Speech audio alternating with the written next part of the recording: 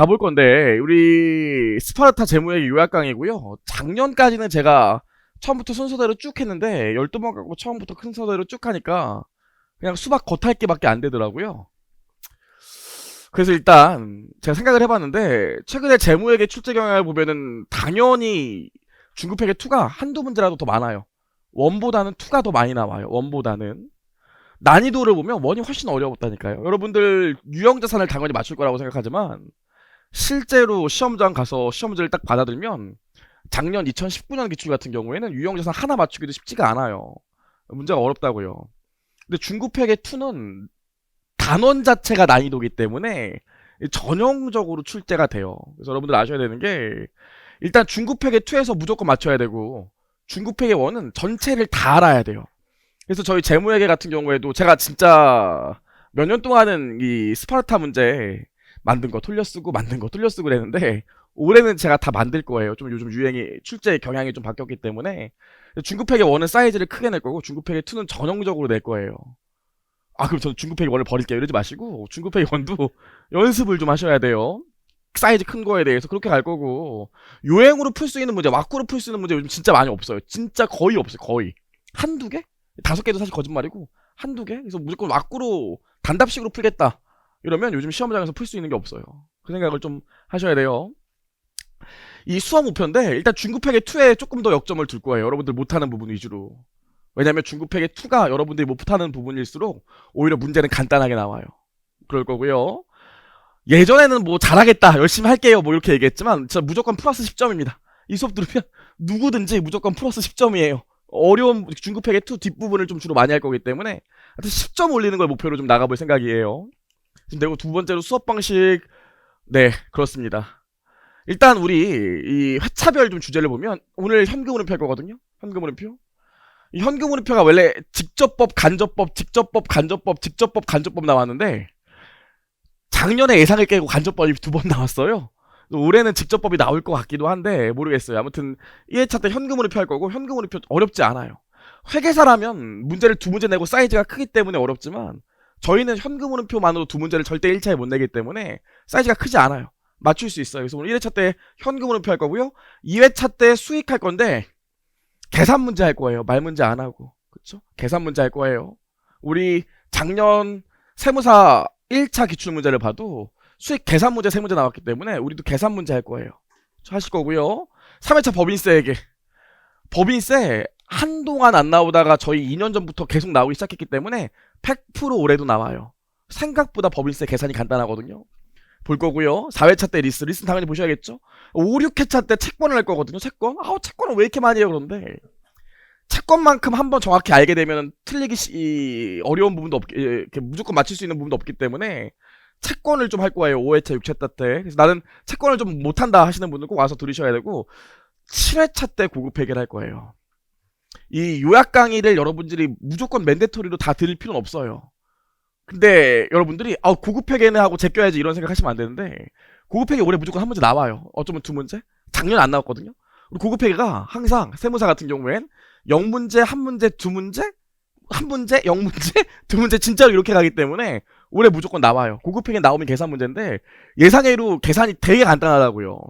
논리적으로 뭐 복잡한 논리도 없고 논리가 딱 하나이기 때문에 저랑 3시간만 들으면 맞출 수 있어요. 옛날에는 주말지에서 강평으로 했는데 여기 넣었으니까 반드시 와서 들으셔야 돼요. 듣고 집에 가서 2시간만 공부하시면 맞출 수 있어요. 하시고요.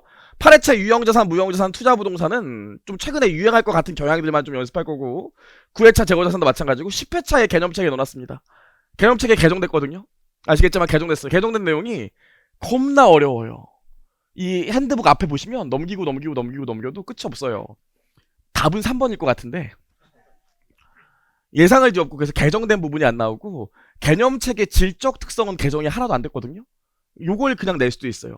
회계사 1차 같은 경우에 개정되면 그해 무조건 내요. 뭐가 됐던 그해 무조건 내는데, 세무사 시험은 예상외로 개정된 첫 해에 안 나오는 경우가 많기 때문에 아예 안 나오거나 나오더라도 개정이 안 된 질적 특성을 그냥 낼 수 있으니까 와서 그냥 가볍게 들으시면 돼요. 이렇게 하고요. 개념체계까지 하면 마지막 2회인데 이 말문제 특강 할 거거든요. 6시간 정도 해야 되기 때문에 2회에 나눠서 해야 돼요. 그럼 말문제 특강 하시면, 야, 너 생각보다 안 가리키는 부분이 많네? 이 말문제 특강에서 할 거예요.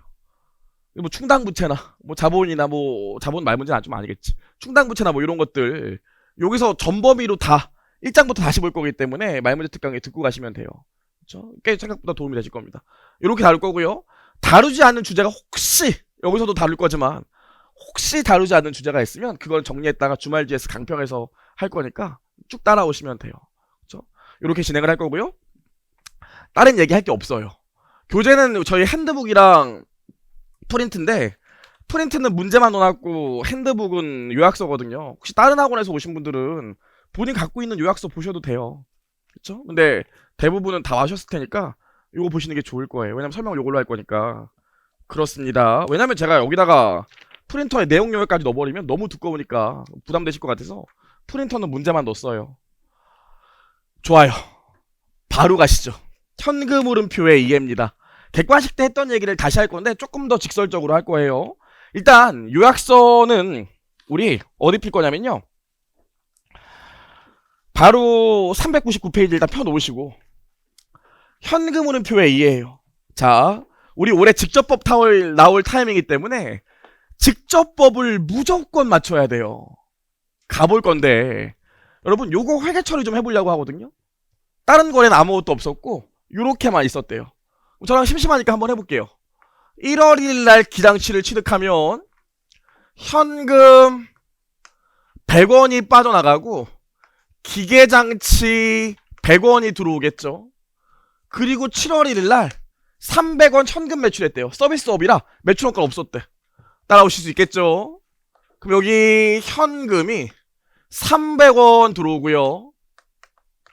매출로 300원 들어올 거예요. 개인적으로 웃기는데 신경을 많이 쓰지만 저희 스파르타 요약 강의는 시간이 없기 때문에 그런 시간이 없어요. 볼게요. 12월 30일 날 보면 기계장치 감가상각비가 20원 발생했대요. 그럼 감가상각비 20원, 감가상각 누계액 20원이겠죠? 뭐 전혀 어렵지 않고요. 12월 31일 날 기장치 50%를 70원에 처분했대요. 그럼 처분했으니까 일단 현금이 70원 들어올 거고 기장치 절반이 날라갔으니까 100의 절반인 50원이 날아가고요. 감가상각 누계액의 절반이 날아갔으니까 감가상각 누계액 10이 날아가겠죠. 그럼 40원짜리를 70원에 판 거니까 처분이익 얼마예요? 처분이익 30원이죠. 괜찮죠? 여기까지는 어렵지 않고요. 마지막으로 종업원 급여로 10원 지출했대요. 그럼 현금 10원 나가면서 급여로 10원 처리했다고. 자, 1년 동안 거래를 다 했어요. 거래 다 하고 나면 이제 뭐 해야 됩니까? BS랑 IS에 옮겨 적어야겠죠. 그럼 한번 옮겨 적어볼게요. 재무상태표를 보면 우리 심심한데 현금만 빼고 옮겨 적읍시다. 그럼 일단 기계장치가 어떻게 돼요? 기계장치 100이 아니라 절반 팔았으니까 취득원가로 50 남았죠. 감가상각 누계액 얼마 남았어요? 10원 남았을 거예요. 그 다음에 또 자산 있나요? 없죠? 부채 있나요? 그런 거 제가 안 만들어놨죠. 자본은 넘어가고 손익계산서 보세요. 손익계산서를 보면 뭐 있습니까? 매출로 300 있죠? 또 뭐 있어요? 감가상각비로 20 있을 거예요. 또 뭐 있습니까? 처분 이익으로 30 있고요. 그 다음 뭐 있어요? 급여로 10 있죠? 또 있습니까? 없습니까? 없죠? 계정 다 썼죠? 다 썼잖아요. 그쵸? 그럼 대차를 맞추면 당기순이익은 얼마예요? 330원에서 30원 빼니까 300원 나오겠네요. 여기까지 맞죠? 틀린 거 있으면 얘기해줘. 나도 긴장된다고. 그쵸? 여기까지 괜찮죠? 그쵸? 여러분 이거 어떻게 나온 거예요? 내가 1년 동안의 거래를 다 압축한 거라고요. 기장치 100 있다가 50 빠졌으니까 50 기재한 거예요. 감가상각비 20 있었는데 10 없어졌으니까 10 기재한 거라고요. 매출도 마찬가지예요. 그냥 결국 보면 손익계산서에 들어가 있는 계정을 보면은 내가 1년 동안 거래한 걸 그냥 다 압축해 놓은 게 손익계산서랑 재무상태표에 들어가는 계정이라고요. 어렵지 않죠? 여기까지는. 재무상태표랑 손익계산서 숫자가 뭐라고요? 1년 동안 거래한 거의 결과물이라니까요. 다 압축해 놓은 거야, 1년 동안의 분계를. 그럼 볼게요. 제가 만약에 기계장치와 관련된 것들만 한번 모아서 다시 회계 처리해 볼게요. 뭘 보고? 요걸 보고. 여러분들이 현금 흐름표를 못하는 이유가 이걸 문제에서 주면 할 수 있는데 이걸 주는 게 아니라 요걸 주기 때문에 못한다고요. 재무상태표랑 손익계산서 숫자를 주기 때문에. 근데 재무상태표랑 손익계산서 숫자가 결국은 뭡니까? 1년 동안 회계 처리한 거 압축이기 때문에 1년 동안의 회계 처리를 그냥 요약해서 준 게 재무상태표랑 손익계산서예요. 어렵지 않죠? 그럼 내가 기계장치와 관련된 것만 요거 보고 요거 보고 옮겨 적어볼게. 요거 보고 옮겨 적어보면 아무튼 기계가 아무것도 없었는데 올해 연말 되면 50원 늘었죠. 여기까지 동의하시죠? 그럼 기계가 50원 늘었다고요. 요거 보고 적는 거예요. 아무것도 없었는데 감가상각 누계액이 연말 되면 10 생겼기 때문에 감가상각 누계액이 10 늘었다고요. 기계장치와 관련된 계정을 보면 감가상각비가 20 있어요. 그리고 또 뭐 있습니까? 처분 이익으로 30 있죠. 지금 다 뭐 하는 거예요? 재무상태표에 있는 숫자를 그냥 옮겨 적었다고요. 부가액손익계산서에 있는 숫자를 옮겨 적었다고요. 그럼 대차가 어디가 안 맞나 봐요. 여기 70이고 여기 40이니까 여기 대차가 안 맞죠. 대차 안 맞는다고요. 이게 뭐예요? 이게 기계장치와 관련된 현금이에요. 보세요. 우리 애초에 기장치 살 때 현금이 100 나갔죠. 기장치 팔 때 현금이 70 들어왔기 때문에 총 치면 리얼로 현금이 30 나갔다고요. 따라오시겠어요? 이게 현금 흐름표예요. 이게 현금 흐름표 직접법 논리라고요. 뭐냐면 재무상태표와 손익계산서에 있는 내가 구하고자 하는 계정과 관련된 자산 부채와 수익 비용을 옮겨 적으면 대차가 안 맞는다고. 왜? 재무상태표와 손익계산서는 1년 동안 거래한 거의 결과물이라니까요. 내가 못 빼고 적었어. 지금 현금 빼고 적었죠. 내가 구하고자 하는 계정과 관련된 회계 처리를 보면 현금만 빼고 회계 처리를 했기 때문에 현금만 빼고 회계 처리하면 현금만큼 대차가 안 맞는다고요. 이해하시겠어요? 무슨 말인지? 그래서 항상 현금 흐름표 문제가 나오면 직접법으로 문제를 풀 때 이걸 어떻게 구하실 거야 문제가 고민을 되게 많이 하시는데 뭐 하면 돼? 1년 동안 회계 처리한 거의 결과물이 재무상태표와 손익계산서에 나와 있기 때문에 내가 구하고자 하는 활동 혹은 내가 구하고자 하는 계정과 관련된 자산 부채와 수익 비용을 옮겨주면 대차가 안 맞는다고요. 뭐만큼? 그 계장과 관련된 현금만큼. 이해하시겠습니까? 이거밖에 현금 흐름표의 논리가 없어요. 어떤 학원에서 이렇게 하시는 분 있죠. 이것도 똑같은 거예요. 여기 비용 들어간다. 여기 수익 들어간다. 자산이 증가하면 여기 적고, 자산이 감소하면 여기 적고, 부채가 증가하면 여기 적고, 부채가 감소하면 여기 적는다. 이렇게 하는 선생님들이 있죠. 똑같은 얘기예요. 이것도 논리가 뭡니까? 내가 1년 동안 회계 처리한 거에 요약 결과물이 얘기 때문에 얘를 다시 옮겨 적으면 1년 동안의 회계 처리가 요약으로 다시 기재가 된다고요. 내가 뭐만 빼고 적었어? 현금만 빼고 적었기 때문에 그 대차만큼 현금이 튀어나올 수밖에 없다고요. 아시겠어요? 그럼 현금 흐름표 논리는 뭐야? 이렇게 푸는 걸 약식분계, 어떤 선생님은 십자가법이라고 하지만 약식분계법인데, 약식분계법이 뭐예요? 내가 구하고자 하는 계정, 내가 구하고자 하는 활동과 관련된 자산, 부채, 수익 비용을 옮겨 적으면 대차 안 맞는 게 뭐라고? 현금. 이거밖에 논리가 없어요. 현금 흐름표는 이거밖에. 그래서 이렇게 얘기하면 오, 여러분 이렇게 생각하기 때문에 아 좋았어. 그럼 나는 지금부터 무조건 그냥 이렇게 하면 되겠다 생각하는데, 이런 방법을 뭐라고 한다고요? 약식분계법이요. 그래서 우리가 지금부터 약식분계법을 연습할 겁니다. 왜? 타이밍상 올해 직접법 나올 타이밍이고 또 간접법 나올 수 있죠. 제가 은퇴하겠지만 그 간접법도 가르칠 거예요. 이 약식분계법 우리 직접법 나올 타이밍인데, 직접법 저희 회계사 아니고 세무사는 사이즈 길게 안 나온다니까. 간단하게 나오기 때문에 약식분계법으로 풀 수 있어요. 그래서 지금부터 우리 남은 2시간 반 동안 약식분계법 연습할 거야. 누구나 다 마스터할 수 있어요. 다만 일반적으로 저희 세무사에서 나오는 문제 1순위로 약식분계로 풀면 돼.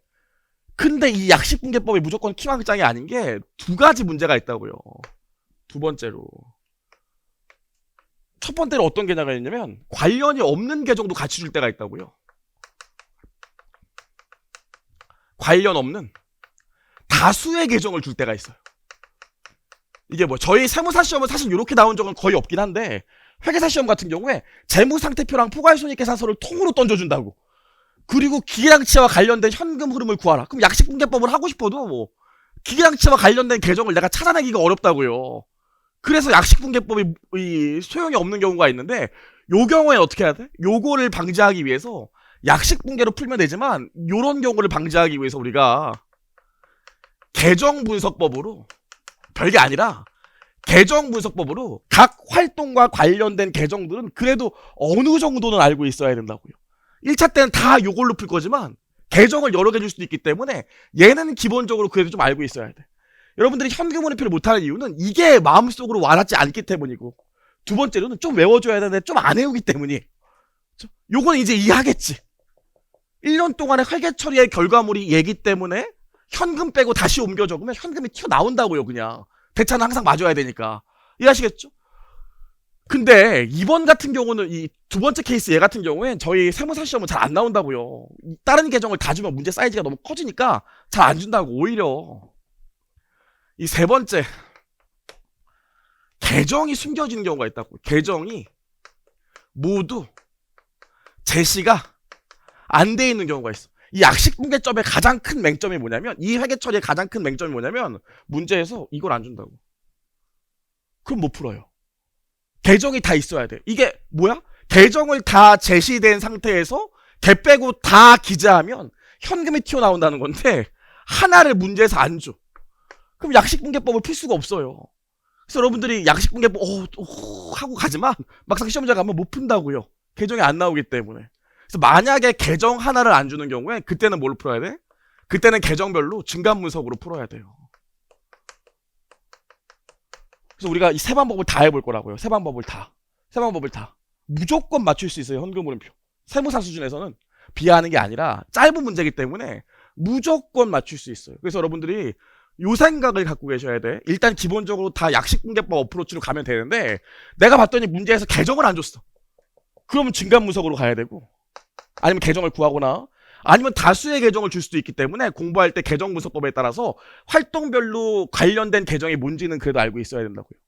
요게 결론이에요. 다른 얘기는 안 할 거예요. 자, 그럼 바로 우리 어디 할 거냐면 영업활동 현금 흐름부터 갈 거예요. 교재 399페이지부터 볼 거예요. 399페이지부터 제가 그래도 희망찬 얘기를 하나 해줄까요? 저희 간접법으로 출제가 되면은 좀 그렇지만, 올해 현금 흐름표는 직접법으로 출제된 가능성이 높은데, 이 직접법으로 출제가 된다면 영업활동 현금 흐름에서 여태까지 저희 세무사 시험에 영업활동 현금 흐름 직접법에서 시험 문제 나온 게 10번에 고객으로부터 수취하는 현금 흐름, 11번 공급자에게 지급하는 현금 유출액, 요거밖에 나온 적이 없다고요. 실제로 나오면 되게 쉽게 나와요. 하지만 저희는 다 해볼 거예요. 자, 첫 번째로 보면, 자, 고객으로부터 수취하는 현금 봅시다. 그럼 일단 이 매출과 관련된 현금 흐름을 우리가 직접 구해볼 건데, 여러분 제가 여기서 굳이 영업활동은 뭔지, 투자활동은 뭔지, 재무활동은 뭔지 이거 얘기할 필요는 없잖아요. 우리 지금 영업활동 현금 흐름 중에서 직접법 회계 처리를 볼 건데, 고객으로부터 수취하는 현금과 관련해서는 계정이 이렇게 있다고요. 매출액, 대손상각비, 매출채권 처분 손실, 매출채권과 관련된 환율 변동 손실, 매출채권 증감, 대손충당금 증감. 아유, 빠졌네. 맨 밑에 뭡니까? 선수금이요. 돈을 미리 받아놨다가 나중에 물건을 주게 되면 선수금 빠지면서 매출로 바뀌잖아요. 관련된 계정에 선수금이 있다는 거 꼭 아셔야 되고, 관련된 계정들만 체크하고 실제로 문제는 계정분석법으로 풀 거라고요. 다만 여러분이 꼭 하나 알아야 되는 게 있어요. 꼭 하나. 이 고객으로부터 유입되는 현금과 관련해서 꼭 하나 알아야 되는 게 뭐냐면 바로 요 대손상각비입니다. 실제로 출제가 되면, 조금 더 어렵게 출제가 된다면 대손상각비를 안 주는 경우가 많아요. 그리고 문제에서 뭘 줘? 대손상각비를 안 주고 대손 확정액을 준다고요. 그래서 지금부터 우리 뭐 할 거냐면, 잠깐만 대손충당금의 T계정을 좀 볼 거예요. 그렇죠? 대부분 다 약식분개로 풀 수 있어. 속칭 말하는 십자가법이나 약식분개법이나 똑같기 때문에 이 풀 수 있는데, 항상 얘 갖고 장난을 친다고요. 봐봐요. 여러분, 우리 매출 채권의 친구가 누굽니까? 매출 채권의 친구가 누구예요? 매출 채권의 T계정 한번 그려볼까요? 매출채권은 기초 매출채권이 있고 올해 외상 매출하면 그만큼 매출채권이 늘죠. 매출채권 언제 감소해요? 에이, 매출채권을 회수하면 매출채권이 감소하죠. 또 언제 매출채권이 감소해요? 돈 떼이면 그 뭐라고 그래요? 손상되는 경우. 다른 말로 뭐라고 그래요? 대손이 확정됐다고 얘기하죠. 대정된 문구로는 신용이 손상됐다고 얘기하고, 대손이 확정되면 그만큼 채권이 없어지잖아요.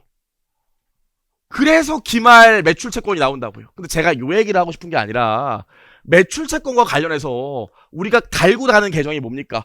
나 매출 채권 100만 원인데 이 중에 20만 원 정도는 못 받을 것 같아. 못 받을 것 같은 20만 원을 뭐라고 그래요? 대손 충당금이라고 하죠. 개정된 내용으로는 손실 충당금. 아마 이번에 저희 시험에 출제가 되면 손실 충당금으로 나올 거예요. 개정됐기 때문에. 아무튼 대손 충당금.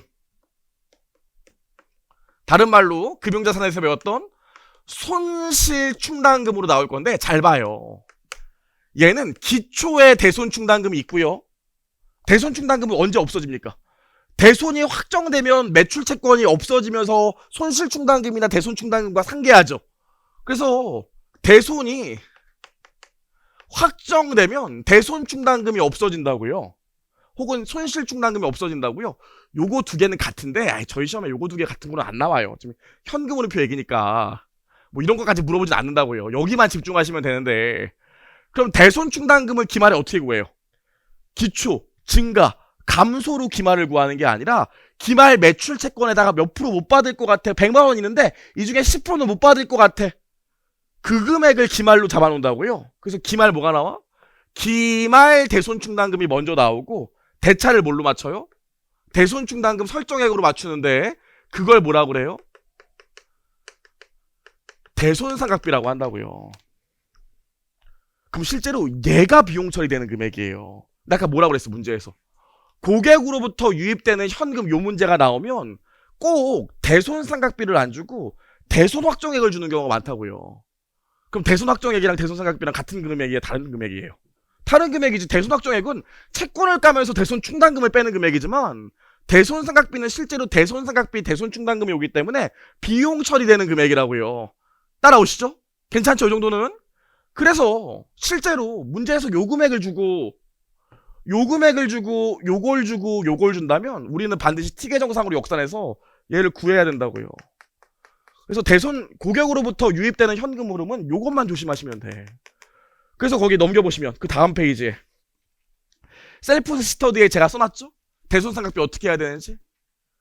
그쵸? 셀프 스터디에 400페이지에 보시면 되고요. 바로 문제 풀어볼게요. 가보시죠. 약식분계법은 거기 요약집에 나와 있으니까 요약집 보시고 문제를 제가 약식분계법으로 풀 거예요. 해답은 제가 보시면 계정분석법으로 풀어놨지만 약식분계법으로 풀 거예요. 자 보시죠. A사는 X1년 중에 문제 괜찮죠? 문제 보는 거? X1년 중에 장기 미해수 매출 채권을 대손 처리하였으며 대손 처리한 채권이 회수된 금액은 없다. 그렇구나. 매출 채권과 관련하여 이렇게 발췌했대요. 올해 실제로 대손 처리한 매출 채권이 얼마인지 물어봤어요. 이게 뭐 물어본 겁니까? 대손 확정액 물어본 거예요. 괜찮죠? 그리고 나서 자료들이 다 나와있네. 어머, 대손 상각비를 안 줬네. 관련된 증감은 다 줬는데. 그리고 뭘 줬어요? 어머, 나는 이걸 구하려고 그랬는데 이걸 줬네. 고객으로부터 현금 유입된 금액. 그럼 지금 계정을 대손 상각비를 안 줬지만 오히려 현금을 줬죠. 현금 들어오는 금액이 얼마인지 줬잖아요. 여기까지 괜찮죠? 그럼 어떻게 풀면 될까? 이걸 그냥 회계 처리로 다시 옮겨 적으면 돼요. 답이 나온다니까? 약식분계법. 자, 가보자. 생각 안 하고 하는 거예요. 저랑 그냥 옮겨 적는 거야. 매출 채권이 얼마 늘었어요? 10,000원 늘었죠. 자산 증가하면 현금이 감소한다. 뭐 이런 생각도 하지 말고 자산 증가했으니까 원래 자리에다가 매출 채권 10,000원 그냥 쓰는 거예요. 괜찮죠? 대손 충당금이 2,000원 늘었어요. 그럼 대손 충당금은 자산의 차감 계정이니까 일단 부채로 보고 부채가 증가하면 현금의 증가 이딴 소리 하지 말고 그냥 옮겨 적는 거예요. 대손 충당금이 증가했으니까 원래 자리에 옮겨 적겠지. 2,000원. 괜찮죠? 매출 옮겨 적을게요. 매출 다시 한번 써본다고요. 23만원. 그리고 뭐 있어요? 대손상각비가 있는데 대손상각비가 얼마인지 아직 몰라.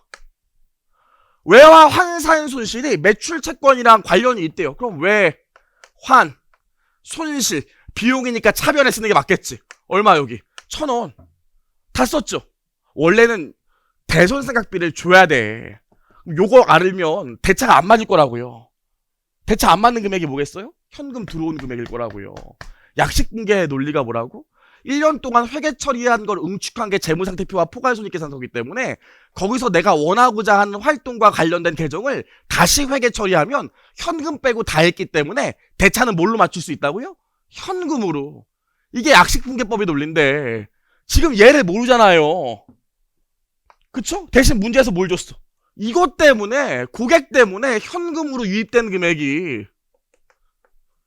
21만 8천원이라고 줬잖아요. 현금을 유입되면 차변에 기재되겠지. 현금은 차변 항목이니까. 괜찮죠? 다 옮겨 적었죠? 그럼 대차는 무조건 맞아야 된다고요. 그럼 역산하면 대손상각비 얼마 나와요? 역산하면 대손상각비가 3,000원으로 나온다고요. 이해하시겠어? 옮겨 적는 건데 이거 못하면 정말 서운해요. 할 수 있겠지. 옮겨 적는 건데. 근데 답이 없다고요. 문제에서 대손상각비를 물어보는 게 아니라 대손 확정액을 물어봤어요. 좀 어렵게 나오면 이렇게 나올 수 있다고요. 그럼 봐봐.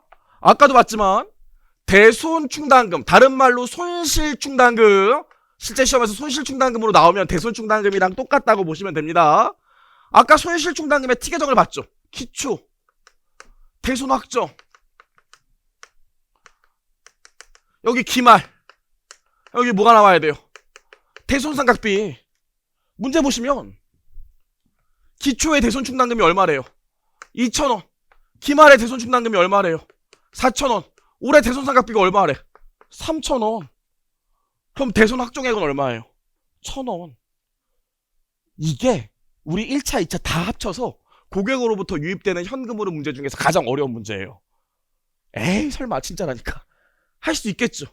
그럼 제가 지금부터 1분 드릴 테니까 문제 2번도 풀어보세요. 할 수 있나 없나. 1분 드릴 테니까 문제 2번도 한번 해보세요. 2번. 문제 2번. 요 문제죠. 문제 2번. 1분 드릴게. 한번 약식분계로 해봐요. 좀 우리 2시간 반 동안 요거만 계속 연습하고 갈 거라.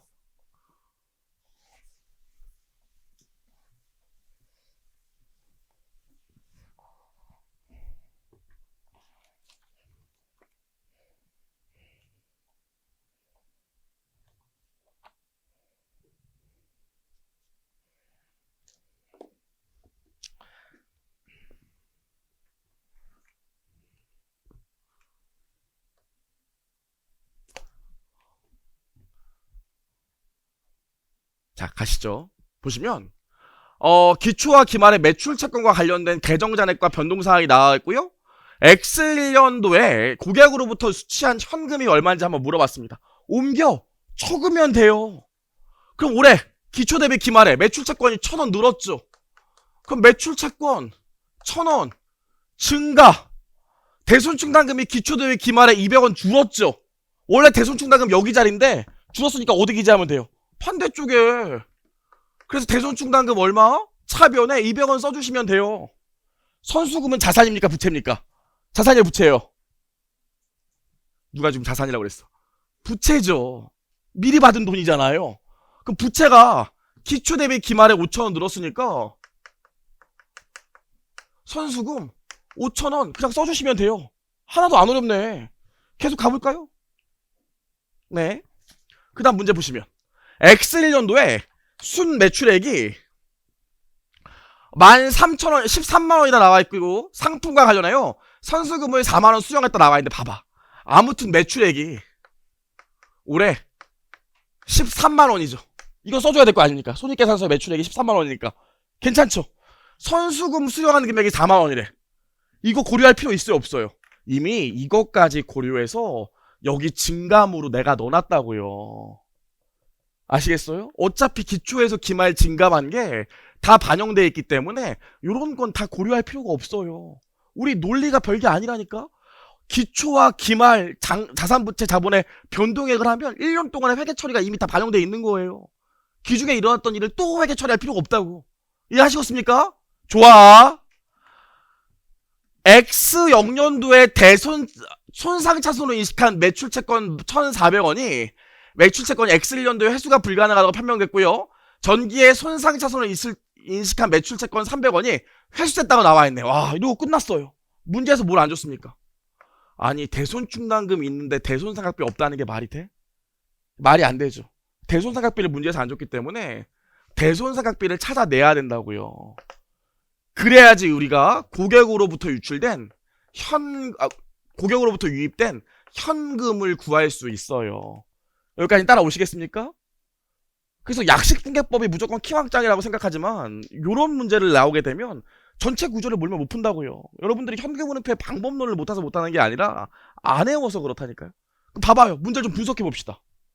지금 X0년도에 손상차손으로 인식한 매출채권이 X1년도에 회수가 불가능하다고 판명됐대. 이게 무슨 소리예요? 대손이 확정됐다는 소리라고요. 전기에 손상차손을 인식한 매출채권 300원이 회수됐대. 대손충당금이 아예 대손이 확정돼서 못 받을 거라고 생각했는데 현금 300원 회수했다는 거 아니에요? 따라오시죠? 그쵸? 그럼 다시 돌아와서 봅시다. 그럼 우리 지금 대손상각비를 구해야 되는데 대손충당금의 T계정을 조금만 더 확장시켜보면 기초 대손충당금이 있고요. 대손이 확정되면 대손충당금이 줄어요. 그리고 대손이 확정됐던 금액 중에서 현금 회수된 금액이 있으면 그것만큼 대손충당금을 늘려준다고요. 사실 요건 1차에 나오기엔 조금 그런데 문제 넣어놨으니까 좀 볼게요. 그리고 나서 기말 대손충당금이 나오려면 이쪽에 대손 상각비가 오죠. 그래서 이게 대손충당금과 관련된 T계정 풀 맞구예요. 물론 여기까지 물어보는 경우는 좀 흔치 않은데 넣어놨다고요. 자, 그럼 봅시다. 다시 돌아와서 우리가 지금 문제를 정리해보면 요거 갖고 옮겨 적었더니 여기까지는 했어. 그리고 올해 매출액 내가 옮겨 적었고 중간에 선수금 수령한 건 이미 증감에 여기 반영돼 있다고요. 고려할 필요가 없고 요걸 이용해서 우리가 뭘 구해야 돼요? 대손상각비를 구해야 된다고요. 그래야 마지막으로 왁구를 맞춰서 현금 유입액을 구할 수 있을 거 아닙니까? 따라오시죠? 우리 첫날인데 혹시 이 정도 좀 어려운 것 같다 그러면 손을 번쩍 들어주세요. 자, 그럼 여기까지 했어요. 그럼 볼게요. 대손충당금 기초 얼마? 3,500원. 기말의 대손충당금 얼마? 3,300원. 문제 보시면 뭐라고 나와 있습니까? 올해 대손이 확정된 게 1,400원 있고 올해 전기의 대손이 확정됐는데 회수하는 금액이 300원 있죠. 그럼 대차를 맞춰보면 3,300원에서 1,400원 더한 다음에 3,500원 빼고 300원 빼면 되니까 여기 얼마 나와요? 900원 나온다고요. 그럼 여기로 가겠지? 대손상각비가 올해 900원이구나. 그럼 대차를 맞춰봅시다. 다시 5,000원에서 13만원 더하고 1,000원 뺀 다음에 200원 빼고 900원 빼면 얼마 나와요? 13만 2천. 얼마야? 900원 나온다고요. 하실 수 있겠습니까? 그쵸? 여러분 다시 한번 얘기하지만 2번 정도가 실제 1차, 2차 다 합해서 요 정도면 가장 어려운 문제예요. 요 정도가. 실제 시험은 이거 보고 나서 돌아가셔서 여러분 객관식책에 있는 문제 보면 굉장히 쉽다고요. 할 수 있겠어요? 여기까지는? 해야지 뭐. 그쵸? 여기까지요. 두 번째 볼게요. 조금만 더 하고 싶시다. 두 번째 볼게요. 설날이었잖아요. 저는 개인적으로 설날하면 아픈 기억이 있어요. 제가 시험을 29에 붙었거든요. 네. 제가 또 용돈이 필요하니까 26, 27살 때도 그 명절날 이모들 오고 그럼 막 세배하고 그랬다고요. 그럼 이모가 이 새끼 그 새끼 하면서 세뱃돈을 주셨죠. 제가 27살쯤 됐을 때 세배를 하는데 제 막내 이모가 세뱃돈을 주시면서 윤돈아 내년엔 그만 줬으면 좋겠다 이러더라고요. 되게 창피하더라고요. 그래도 그냥 받았죠. 내년까지는 주세요 이랬다고요. 그래서 이번에 명절 때 저희 부모님이랑 이모랑 다 오셨길래 제가 밥도 사고 조카들 용돈도 주고 이모님들도 용돈도 주고 그랬다고요. 엄청 뿌듯하더라고요. 여러분도 좋은 날 오실 거예요. 그쵸? 좀만 집중할게요. 두 번째 보시면 공급자에게 지급하는 현금 유출액인데 이 매출원가에 대한 얘기라고요. 매출원가. 매출원가와 관련된 규정이 뻔하지 뭐. 매출원가. 중요한 건 뭡니까? 평가손실이나 감모손실로 당연히 관련된 비용에 넣어주셔야겠죠. 평가손실이나 감모손실이 매출원가에 포함되거나 포함되지 않는 게 중요한 게 아니라 공급자와 관련된 비용이라는 게 더 중요해요. 이게 포함되고 안 포함되고가 뭐가 중요해? 넣어서 하면 되지. 채무 면제액은 뭔지 알죠? 내가 매입 채무가 있었는데 돈 안 갚아도 된대. 그럼 매입 채무 없어지면서 채무 면제액일 거 아닙니까? 어렵지 않죠? 매입 채무와 관련된 환율 변동 소익, 뭐 상품, 재고자산의 증감, 매입 채무와 증감은 당연히 아실 거고, 선급금의 증감이 있어요. 선급금 뭡니까? 선급금. 내가 이걸 너무 사고 싶은데 아직 완성이 안 됐대요. 그럼 돈을 일단 미리 보내죠. 그게 선급금이라고요. 나중에 어떻게 돼? 선급금 까면서 재고자산 들어오죠. 이해하시겠어요? 그래서 고객으로부터 유입되는 현금에는 선수금이 들어오고 공급자에게 지급하는 현금 유출액은 선급금이 가산된다고요.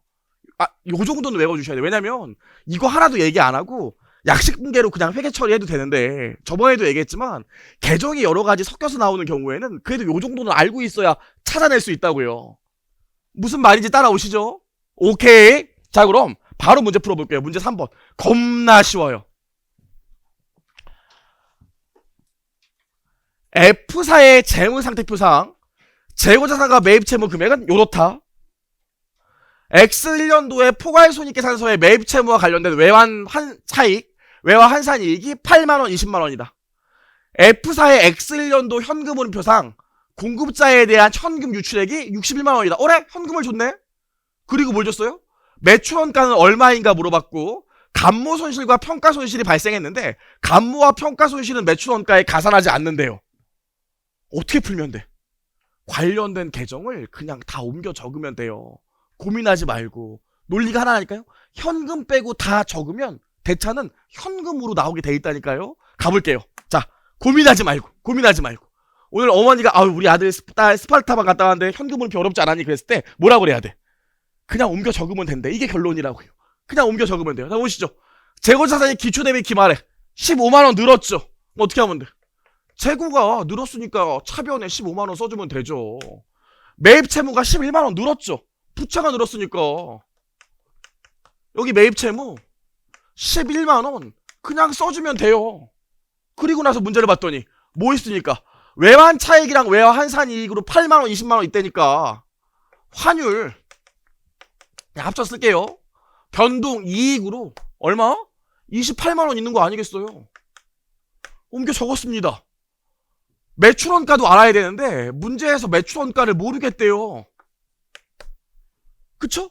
매출원가 문제에서 모르겠다고 그거 구하라고 했잖아요. 근데 뭐 있어? 매출원가에 포함되지 않은 감모손실이 얼마? 5천원 있고 매출원가에 포함되지 않은 평가손실이 얼마? 만원 있다고요. 애들 비용이니까 차변에 적는 건 당연하잖아요. 다 했죠? 아주 쉽게 나오면 요 숫자 주고 대차 맞춰서 현금 구하면 되는데 요 문제에서 뭐 줬어요? 공급자에게 유출되는 현금이 61만원이라고 줬죠. 그럼 무슨 소리야?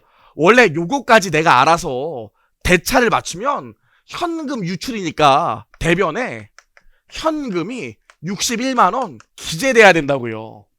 이게 현금이 빠져나간다는 소리잖아요. 여기까진 괜찮죠? 할 수 있지. 누구나 할 수 있다니까요. 그럼 대차를 맞추면 매출원가 얼마 나와?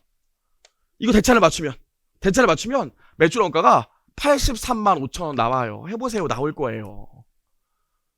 이해하시겠습니까? 여기까지 느낀 결론이 뭡니까? 솔직히 말씀드리면 저희 세무사 1차 시험은 직접법 나오면 보통 요 정도 수준이에요. 진짜로. 근데 우리 어떻게 현금을 아이씨 나왔네 넘어갔죠. 그쵸? 충분히 맞출 수 있다니까. 옮겨 적기만 하면 돼. 주의사항 조금 몇 가지만 조심하고 할 수 있겠죠. 진짜 할 수 있어요. 좋아요. 여기까지 하고 나서 조금 어려운 얘기인데 혹시 모르니까 해볼 거예요. 이 종업원 급여까지만 하고 쉴게요. 요약서 400페이지 보면 종업원 급여에 대한 현금 유출액인데 이거야말로 그냥 하면 돼. 종업원과 관련된 급여, 퇴직급여, 선급급여, 미지급급여, 확정급여 채무 있겠죠. 요거야 내가 보고 적으면 되는데 하나 주의해야 될 게 있다고요. 지금 우리 뭐예요? 영업활동 현금흐름 직접법 배우고 있고 현금흐름표 배우고 있다고요. 그럼 여러분 기억나요? 주식결제형 주식기준보상거래? 주식기준보상거래 주식결제요? 표정 아이씨 기억나요? 우리 주식결제형 주식보상비용은 나중에 뭘로 줘? 대가를 주식으로 주죠. 좋아요. 자, 그럼 우리 가득 기간 중에는 주식 보상 비용 잡고 주식 선택권 잡았다가 나중에 어떻게 합니까? 종업원이 가득되고 나서 이 주식 기준 보상 거래 주식 결제형을 행사하면 행사 가격만큼 현금이 들어오고 주식 선택권 없어지면서 모아요. 자본금, 주발초지. 우리 요거와 관련해서 현금 들어오고 나간 거 있어요? 없어요. 얘는 비용 잡고 얘 잡았다가 나중에 주식 선택권 없으면서 자본으로 발행되기 때문에 현금 나갈 금액이 아니라고요. 아예 선생님 이거 들어왔잖아요. 이거 들어왔잖아요. 이건 재무활동으로 봐요. 재무활동으로 본다. 우리 지금 뭐하고 있어요? 영업활동 현금 흐름 직접법 보고 있다고요. 그럼 만약에 급여에서 종업원 급여에 주식기준 보상거래 주식결제형 주식보상 비용이 섞여있대. 그럼 걔는 포함시켜야 돼요? 포함시키지 말아야 돼요? 포함시키면 안 된다고요. 왜? 얘는 나중에 현금 유출이 없기 때문에 주식 선택권을 늘리는 주식 보상 비용은 영업활동 현금 흐름 직접법에서는 고려하면 안 된다고요. 이해하시겠어요? 주의사항 요거 하나밖에 없는데? 요거 하나밖에 없는데? 그럼 보세요. 여기까지 얘기했으니까 그럼 만약에 문제에서 다른 거 아무것도 없어. 다른 거 아무것도 없고 올해 급여를 100원 썼고요. 요 안에 주식결제형 주식보상 비용이 20원 있었대요. 포함되어 있었대. 그리고 올해 미지급 급여가 20원 증가했대. 이거 어떻게 해주면 돼요? 뭘 어떻게 해줘? 약식분계법으로 하면 되는데 이번에 뭐만 고려하면 돼요? 급여를 다 써주는 게 아니라 주식 보상 비용은 제외시켜야 되니까 주식 선택권 주식 결제원과 관련된 주식 보상 비용을 제외시켜야 되니까 급여 얼마만 나와야 돼? 80원만 기재해주면 돼요. 그리고 미지급 급여 부채가 20원 늘었죠? 여기 미지급 급여로 20원 써주시면 된다고요. 대체 안 맞죠? 그게 뭐겠어요? 이만큼 현금 나간 금액이라고요. 이해하시겠어요? 할 수 있겠지? 자, 안 끝났어요. 조금만 더 얘기해 볼게요. 근데 문제에서 만약에 주식 보상 비용을 안 줘. 두 번째 케이스. 이게 첫 번째 케이스고요. 두 번째 케이스로 여러분 충분히 맞출 수 있어요. 요거. 두 번째 케이스 보시면 급여가 100이래. 여기 주보비가 주식결제형 주식보상 비용이 포함되어 있는데 얼마인지 몰라. 미지급 급여가 20 증가했대요. 그리고 올해 주식결제형 주식선택권이 20원 증가했대. 그리고 올해 주식선택권에 행사는 없었대요. 요렇게 나오는 거랑 요렇게 나오는 거랑 얘기가 똑같거든요. 봐봐. 주식선택권이 행사도 안 했는데 주식선택권이 증가했대. 왜 증가했겠어요? 주식보상 비용 때문에. 무슨 말인지 따라오세요? 주식보상 비용 때문에. 요 문제까지만 풀고 쉴게요. 여러분 집중력이 좀 많이 떨어지네. 자, 그럼 요거 회계 처리 어떻게 하면 될까? 배운 대로 하면 돼요. 그냥 급여 100 써. 그 다음에 주식 선택권 증가했으니까 20 그냥 그대로 써줘요. 이렇게 하면 무슨 효과가 나? 이거랑 똑같은 효과가 난다고요. 아시겠어요? 어차피 대차만큼 현금이니까. 만약에 요거 안 쓰고 급여 80만 썼으면 현금 80 나간 거 아닙니까? 얘도 요렇게 회계 처리하면 대차가 여기가 안 맞기 때문에 현금이 80 나간 거라고요. 이해하시겠어? 그래서 주식 보상 비용이 얼마인지 안 주고 주식 선택권 증가를 줘도 똑같이 풀 수 있다고요. 이해하시겠어요? 여기다 뭐만 하면 돼? 추가로 미지급 급여 20 증가한 것만 써주면 대차가 안 맞을 거 아닙니까?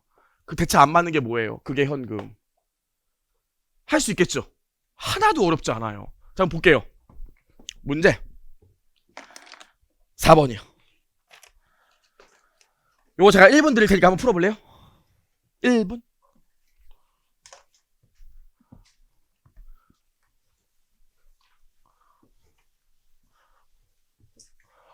지금 나눠드린 프린터의 문제가 결코 쉽지 않은 난이도이기 때문에 이거 보시고 집에 가서 객관식 문제 풀어보면 되게 쉬워요.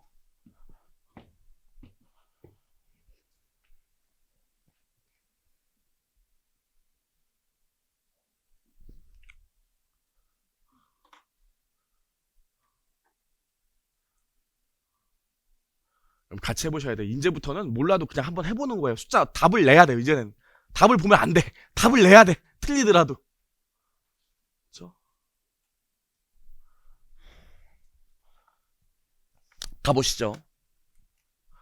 문제 4번인데 C사는 종업원들에게 지급한 급여와 관련된 자료들이 다음과 같다.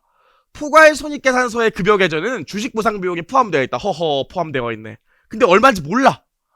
요 경우에 X 영년말 기초에 미지급 급여가 얼마인지 물어봤어요. 아, 일단 모르는데 해보죠. 어떻게 하면 돼? 그냥 옮겨 적으면 돼요. 미지급 급여가 부채인데 뭐 부채가 늘어났다고 합시다. 여기 뭐 미지급 급여 얼마가 늘어나는지 모르겠어. 일단 여기 써놓을게요. 부채가 늘어났다고 치고 그 다음에 급여에 포함된 주식결제형 주식보상 비용이 얼마인지 몰라. 그럴 때 어떻게 하기로 했어요? 주식 선택권의 증감을 고려해주면 된다고 그랬죠. 그럼 올해 주식 선택권이 얼마 늘었어?